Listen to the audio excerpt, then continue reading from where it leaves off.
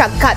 সেই ছবি যেমন এই মুহূর্তে আপনাদেরকে দেখানোর চেষ্টা করছি, কারণ বিজেপির রাজ্যসভার সাংসদ এই আনন্দ মহারাজ, যার অন্দরমহলে মমতা বন্দ্যোপাধ্যায় একান্তের সাক্ষাৎ সেরেছেন, আর এখান থেকে দাঁড়িয়েই নানান প্রশ্ন উঠতে শুরু করেছে।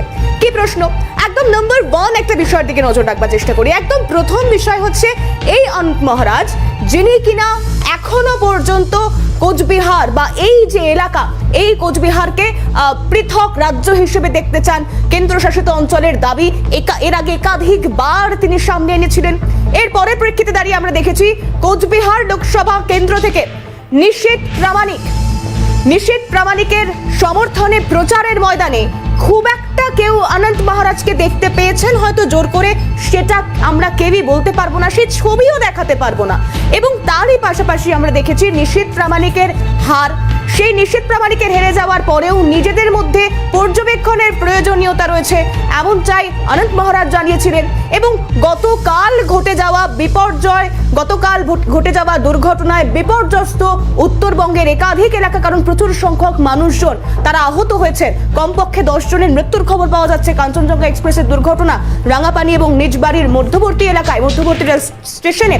এবং সেখান থেকে দাঁড়িয়ে সেখানে গিয়েও এই আনন্দ মহারাজ তিনি কিন্তু রেলের দফতর, রেলের সুরক্ষা নিয়ে একাধিক প্রশ্ন করেছিলেন।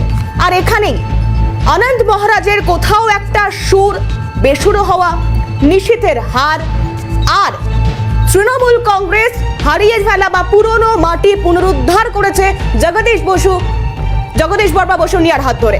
অর্থাৎ এই জগদীশ বাবুর হাত ধরে পুনরুদ্ধার করা কোচবিহার লোকসভা কেন্দ্র এখন তৃণমূলের দখলে। এখান থেকে দাঁড়িয়ে কি এই সাক্ষাৎকার নতুন কোন সমীকরণ দিতে চলেছে? এই প্রশ্ন আমাদের নয়, এই ইঙ্গিত দিচ্ছেন রাজনৈতিক মহলের একাংশ। কিন্তু আনন্দ মহারাজ তিনি কি বলছেন? শুধুই কি সৌজন্য সাক্ষাৎ, নাকি এর বাইরে কোনো আলোচনা হয়েছে তাদের একে অপরের সঙ্গে? শোনাই একবার, শুনুন। রাজনৈতিক আলোচনা বা কিছু হয়েছে আপনার সঙ্গে মুখ্যমন্ত্রীর আজকের এই বৈঠকে? না, রাজনীতি এখন ভোটের কি হলো সেই কথা আমাকে বলেছে, চর্চা করেছে। ভোটে কি হলো এতটুকু আমি শুনছি। মানে ভোটে কি হলো মানে কি হলো, কত কি হলো এতটুকু বললো, আমি খালি শুনেছি। আপনি কিছু বলেন? না, আমি তো জানি না অত কোথায় কি হয় না। মানে কি বলেছে তৃণমূল যেহেতু জিতেছে এখানে, সেই বিষয়টা যে আপনি সহযোগিতা করেছেন বা কিছু এই ধরনের কিছু কি বলেছেন? না, উনি আসে, ধন্যবাদ জানিয়েছেন। উনি আমি এটাই বলে ওনার তরফে দেখেন যা বলেছে উনি বলছে, আমি কিছু বলিনি। উনি বলছে আমি উত্তরবঙ্গে বিকাশ করেছি, আমি কি বলবো? ওরা উত্তরবঙ্গে বিকাশ করেছি, আর আমি এত বিকাশ আমি দক্ষিণবঙ্গে করিনি, এত উত্তরবঙ্গে করেছি। তো ব্যাস আমি শুনলাম। আপনাকে কি কোনো প্রস্তাব দিয়ে গিয়েছে? না, আমাকে কোনো প্রস্তাব দেয়নি। আমি আমার জায়গা অনর আছি, আমিতে আছি। যতদিন রাজ্য হবে না ততদিন আমি অনর আছি। আলাদা রাজ্যের ডিমান্ড আপনার? অবশ্যই 100% হবেই, রাজ্য হবে।